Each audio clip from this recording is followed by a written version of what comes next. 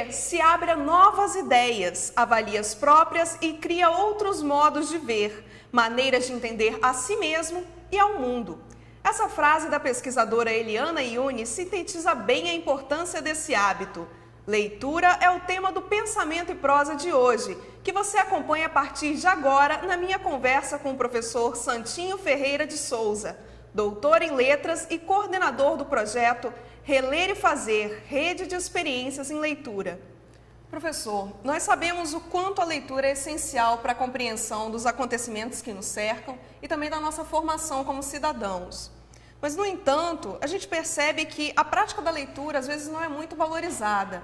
Nesse sentido, como o projeto Reler e Fazer contribui para trazer de volta a importância da leitura? Um primeiro aspecto que tem que ser considerado é que ler não é um exercício fácil de ser feito. É preciso determinação, compreensão, boa vontade, tentativa de estar em contato com alguma coisa que vai contrastar com aquilo que nós pensamos e também algo que nos conduz a um outro universo de sentido. A Reler e Fazer não vem com o objetivo de dizer às pessoas como que as pessoas devem ler. A Reler e Fazer, como projeto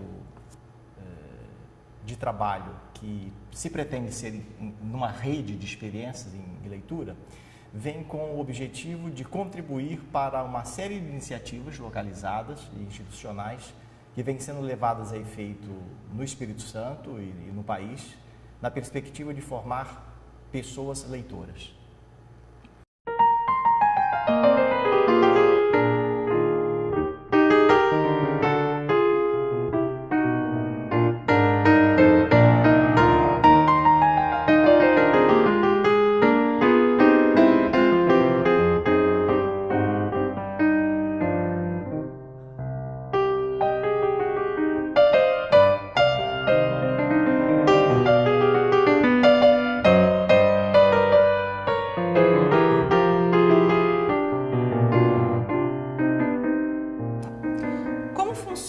Esse projeto, quais são as principais ações desenvolvidas pelo Reler e Fazer?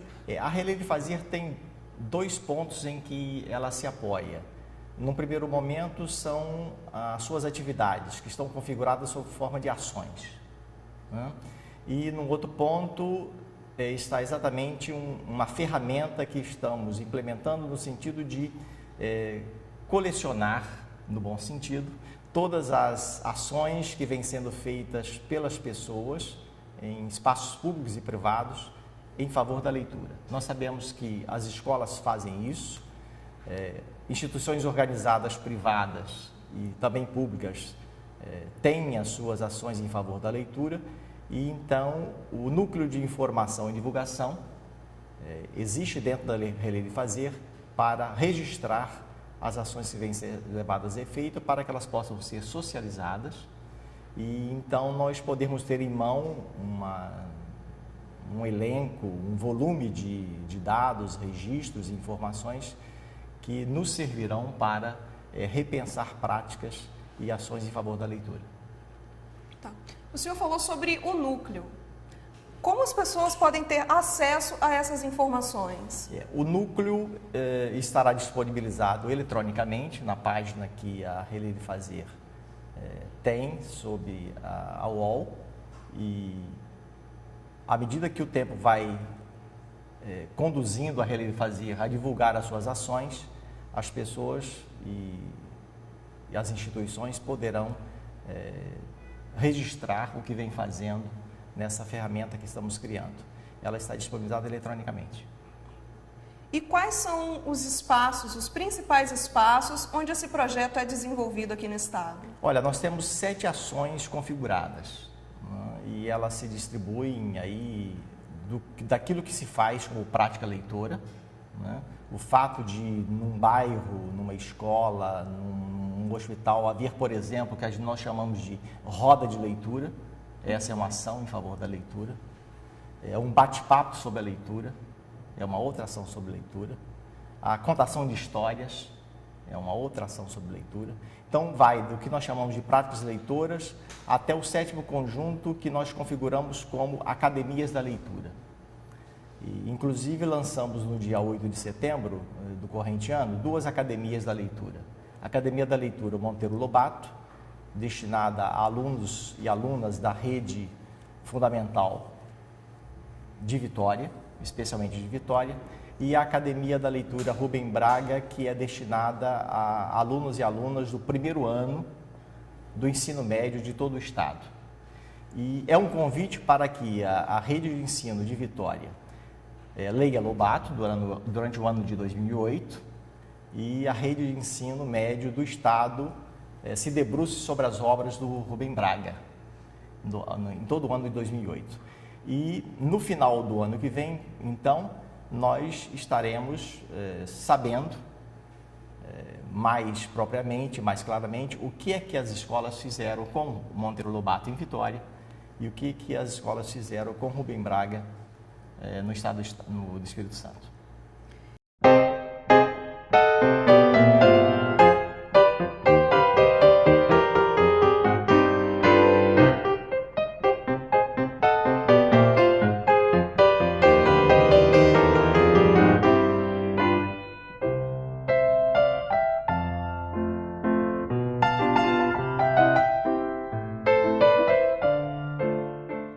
Eu gostaria que o senhor explicasse como que é desenvolvido esse trabalho.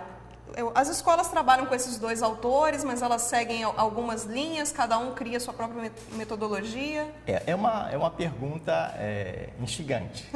Foi exatamente esse o nosso objetivo. A Relei de Fazer não vem para ensinar ninguém a fazer, ensinar ninguém a ler, né? A Relei de Fazer vem com o objetivo de contribuir para que o exercício da leitura se efetive realmente nos espaços públicos e privados. E quando nós lançamos a academia, Monteiro Lobato e Rubem Braga, esse nosso movimento vai no sentido de convidar as escolas como adesão. Então, as escolas, é o nosso pensamento, que elas se sintam motivadas para ler os 2 autores. Isso vai se dar exatamente dentro do compasso que a escola se coloca como meta, né? E nós podemos, então, num determinado momento, estar apresentando para a comunidade escolar do município de Vitória e para a comunidade escolar do estado, quais foram os procedimentos, quais foram as ações, quais foram as descobertas que as escolas fizeram sobre os autores que estão lendo. É uma forma também de despertar a criatividade das pessoas que estão envolvidas nesse trabalho. Claro, sem dúvida, sem dúvida. E na sua opinião, quais são os principais desafios enfrentados pelos estudantes que querem ler? O primeiro desafio a ser enfrentado é que há necessidade que você defina imediatamente que você quer ler. Não existe uma fórmula pronta, um modo acabado de que a leitura se faz assim. A leitura se faz você olhando para um determinado objeto, e aí nós temos leitura num sentido mais ampliado, e fazendo uma descrição do que é esse objeto. Nós podemos fazer a leitura da arquitetura de uma cidade, podemos fazer a leitura de como que as pessoas circulam nos ambientes urbanos e nos ambientes rurais. Nós podemos fazer a leitura de quadros de grandes pintores. Nós podemos fazer a leitura da escrita, né? E tradicionalmente nós fazemos a leitura da escrita. O nosso convite é para que as pessoas leiam aquilo que estiver à sua frente, né? de fato consumado. Isso pode dar numa imagem ou na escrita, mas nós queremos perseguir com mais propriedade e com maior decisão o contato da leitura na escrita, porque ao longo de séculos nós sabemos que há uma dificuldade de que as pessoas venham a esse encontro, né? Então a ideia é que as pessoas possam ter a oportunidade de poder imprimir um olhar sobre o texto escrito e fazer essa leitura da maneira como puderem fazer e, à medida que forem fazendo, vão aprendendo a ler. Né? Isso passa pelo jornal, pela revista, passa pelo livro, passa pela poesia, passa pela narrativa, enfim, passa por tudo aquilo que é posto sob a forma de escrita. É interessante que esse projeto aborda a questão da leitura de uma forma bem ampla, né? Não Sim. simplificando a leitura nem didática e nem só dos livros de literatura mesmo. Exato. E em relação às condições atuais das nossas bibliotecas, que nós vemos que muitas vezes elas estão defasadas, o senhor acredita que isso possa ser um empecilho? Isso, no primeiro momento, é um empecilho, mas isso não nos assusta, né? Nós sabemos de todas as condições de trabalho das escolas públicas, desde as escolas de nível fundamental até a universidade, né? E o que nos instiga exatamente é o fato de acreditarmos que leitura é fundamental, então a sociedade precisa de encontrar soluções na perspectiva de que ela efetivamente se dê.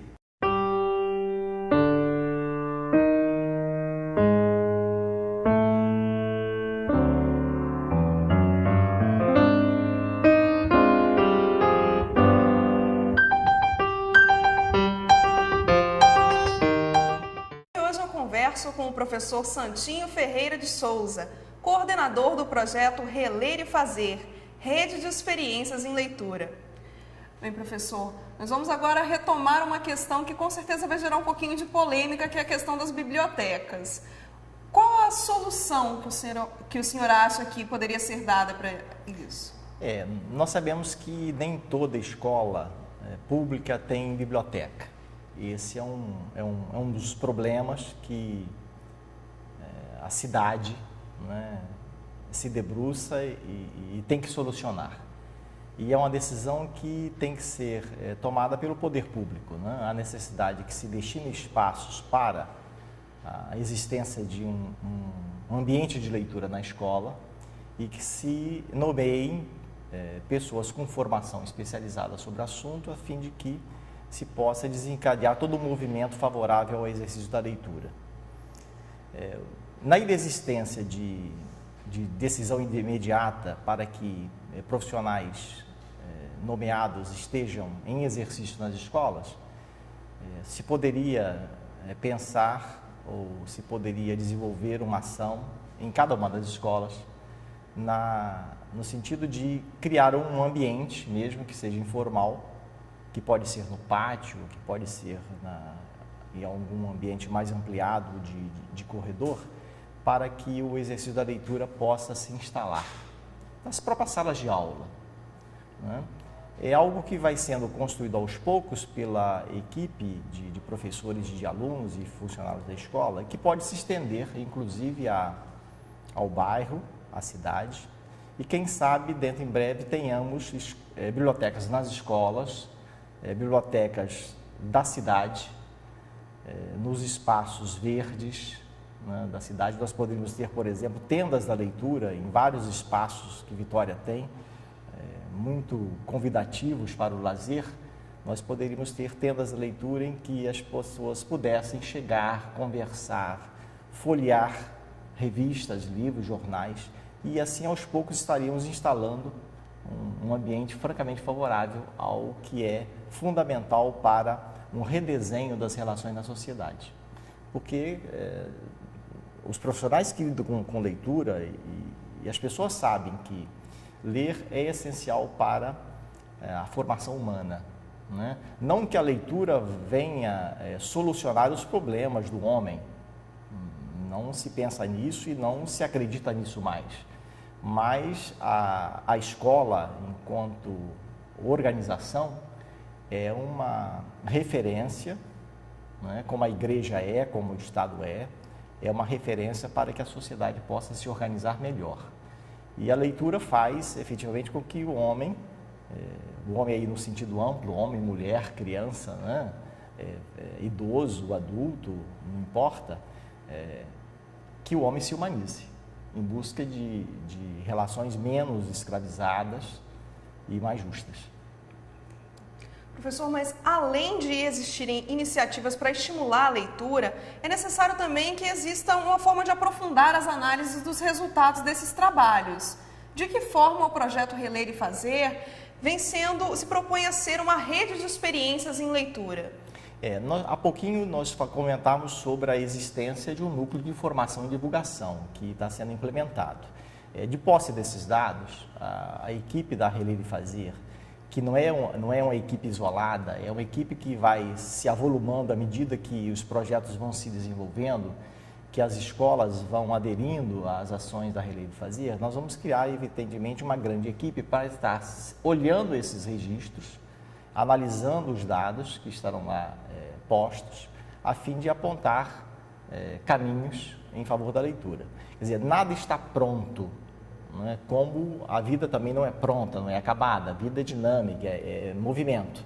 Então, a Reler e Fazer se propõe também como uma rede em movimento, em que os dados são registrados, são analisados, são processados, há uma ruminação sobre esses dados e aí isso vai ser posto à disposição daqueles que estiverem interessados em conhecer o que é efetivamente ler.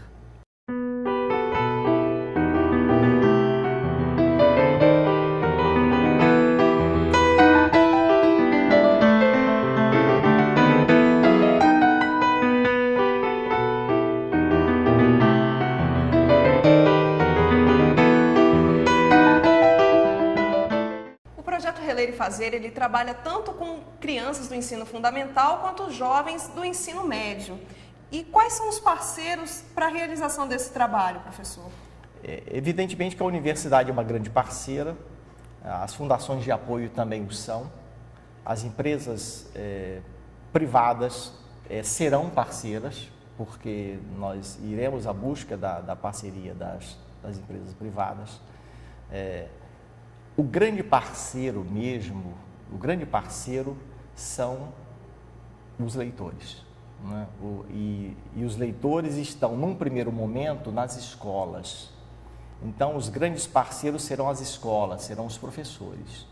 A partir do momento que as escolas aderirem ao movimento da Reler e Fazer, especialmente os professores, nós teremos alunos lendo, pessoas lendo de sua família, amigos lendo, e aí a rede vai crescendo e tomando fôlego. Não é? A nossa expectativa é que as pessoas leiam, porque acreditam que ler é importante, e digam para as pessoas que ler é importante, e nós nos abracemos em torno desse exercício que é efetivamente fundamental. Não é? Em relação ainda às parcerias, qual a relação com o plano de ação da Cátedra Unesco de Leitura da PUC do Rio? A Cátedra Unesco de Leitura é uma ideia que foi sendo trabalhada há muitos anos pela PUC do Rio, especialmente pela professora Eliane Yunes. Né? A professora Eliane Yunes foi a idealizadora e coordenadora nacional do Programa Nacional de Incentivo à Leitura, o ProLer, de 1992 a 1996, em que o país começou a compreender que ler é fundamental. E em 96, por razões administrativas e técnicas e profissionais, ela teve que se afastar do Programa Nacional de Incentivo à Leitura, com o redesenho das ações em nível nacional do Programa de Leitura.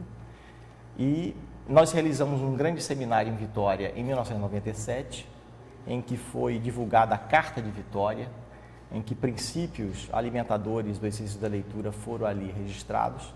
E eu, como uma das pessoas que trabalharam e se empenharam para que o ProLer crescesse no país, e por acreditar na leitura como ferramenta especial de formação da cidadania, em contato com a cátedra, numa reunião que foi realizada no mês de fevereiro deste ano, eu assumi um compromisso de fazer com que o Espírito Santo, especialmente por intermédio da nossa universidade, se apresentasse como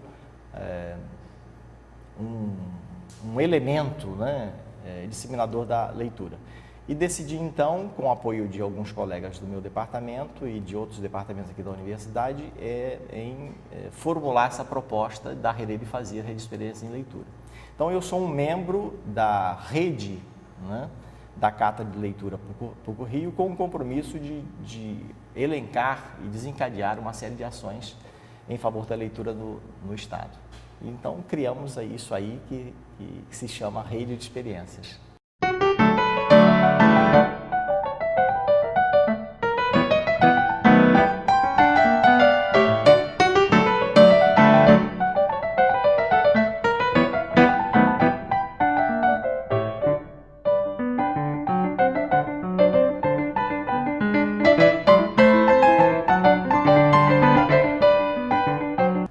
Professor, existe alguma relação do projeto em alguma ação que trabalhe com ensino à distância? Assim, há pouco também eu comentei sobre as 7 ações, né, do 7 conjuntos Sim. de ações. Uma delas está pelo viés do ensino à distância. O que pretendemos fazer?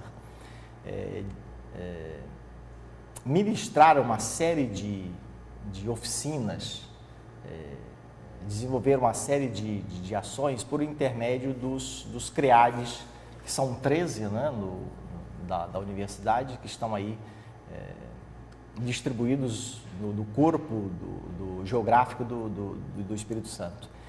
O que nós fazemos em presença, né, pode ser feito de forma, evidentemente, associada e configurada como ensino à distância dentro do que nós temos de NEAD, né, de Núcleo de Ensino à Distância na universidade.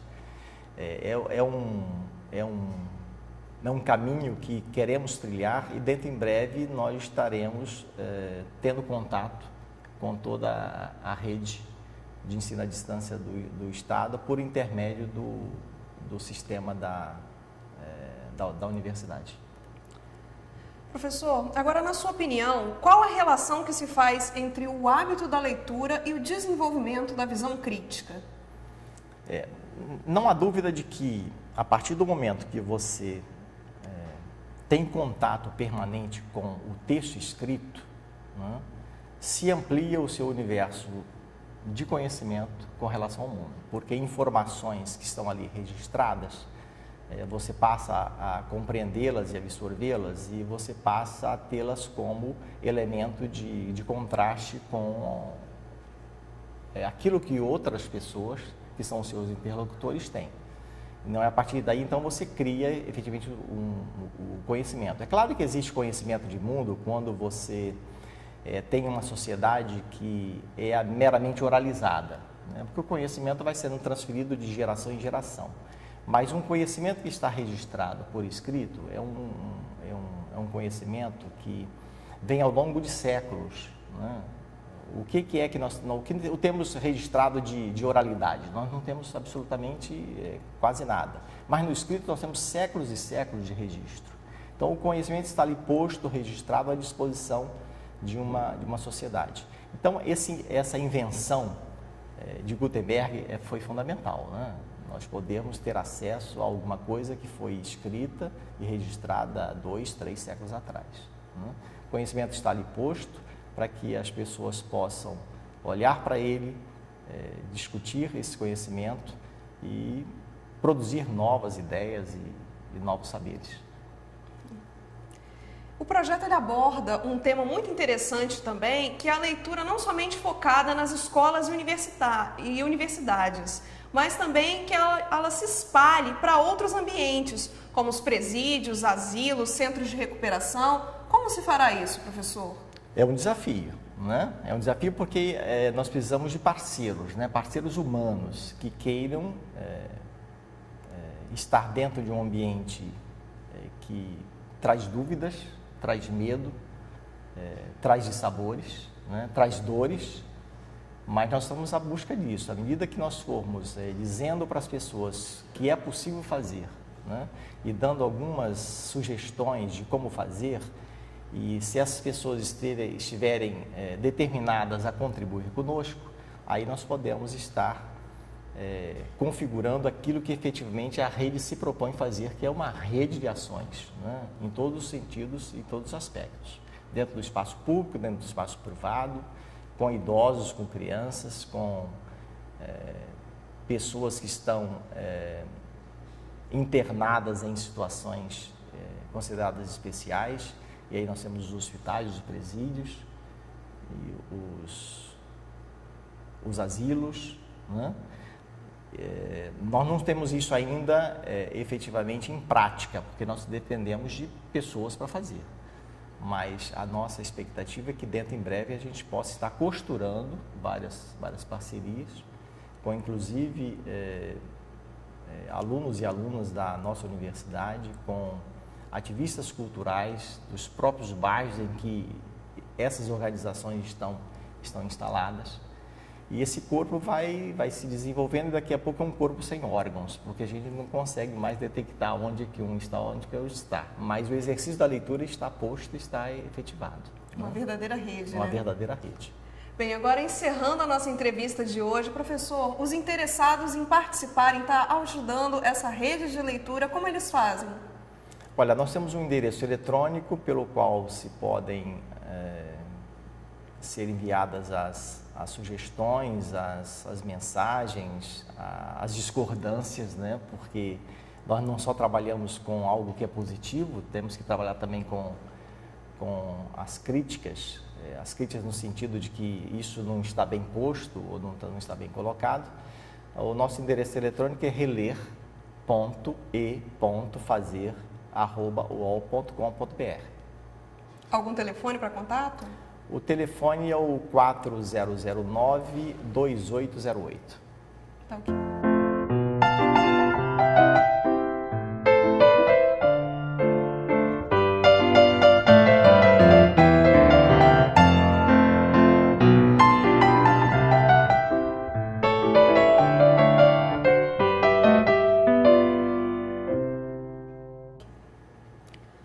O programa Pensamento e Prosa de hoje fica por aqui. Hoje eu conversei com o professor Santinho Ferreira de Souza, coordenador do projeto Reler e Fazer, Rede de Experiências em Leitura. Obrigada, professor. Muito obrigado, Camila, e parabéns pelo Pensamento e Prosa. A gente se vê no próximo programa. Até lá!